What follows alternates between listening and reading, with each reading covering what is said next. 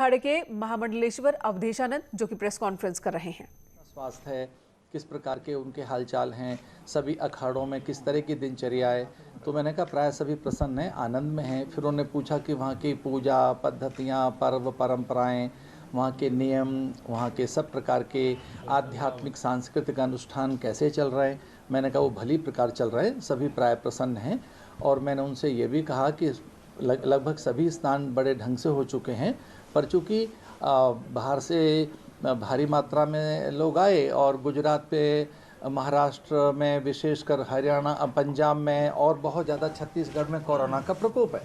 तो जिस ढंग से महाराष्ट्र में भारी प्रकोप है कोरोना का, और पंजाब में अथवा छत्तीसगढ़ में और गुजरात में भी, अन्य प्रदेशों में भी, तो वहाँ से कुछ हो सकता है, संभव है कि वहाँ से कुछ संक्रमित होकर आए हों।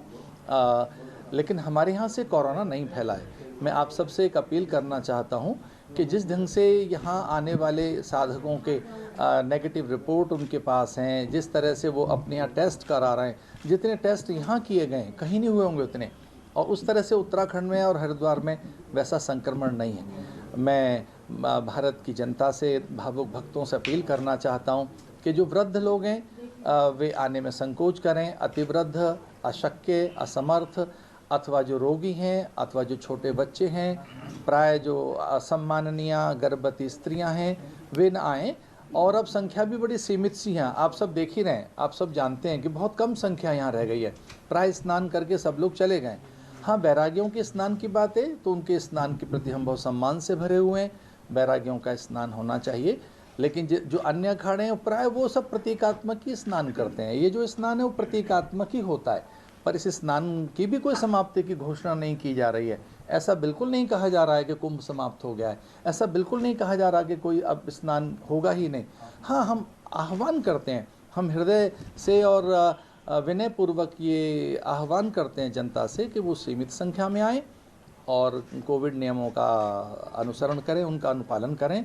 रही बात आदरणीय बैरागियों के, वैष्णवों के स्नान की, तो वे स्नान करें और प्रशासन, शासन उसके लिए प्रतिबद्ध है उनके स्नान के लिए। पर प्राय अन्य सभी अखाड़े सीमित सी संख्या में प्रतीकात्मक जाते हैं और उसका सम्मान किया जा रहा है प्रशासन के द्वारा। पर मैं फिर से कहना चाहूँगा, माननीय प्रधानमंत्री जी का और आदरणीय गृह मंत्री से भी मेरी बातचीत हुई। माननीय गृह मंत्री अमित शाह जी से मेरी 2 बार बातचीत हुई है, आज माननीय प्रधानमंत्री से बातचीत हुई है। वो ये इस तरह से चिंतित थे कि सबके प्राणों की रक्षा हो।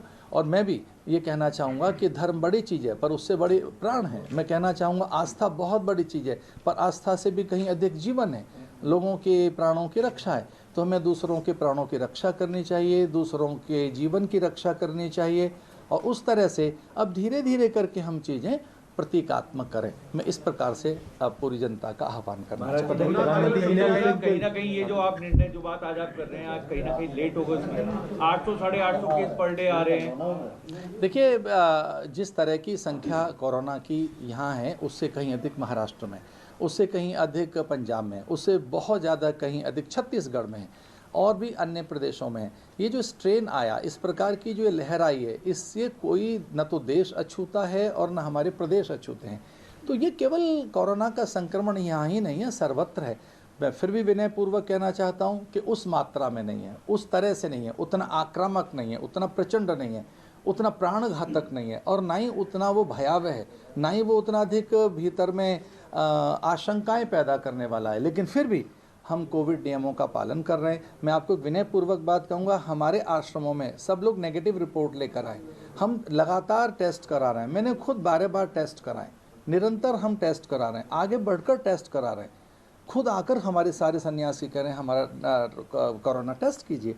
तो ये बात इसलिए भी कही जा रही है कि अब हम सतर्कता रख रहे हैं, सावधानी रख रहे हैं।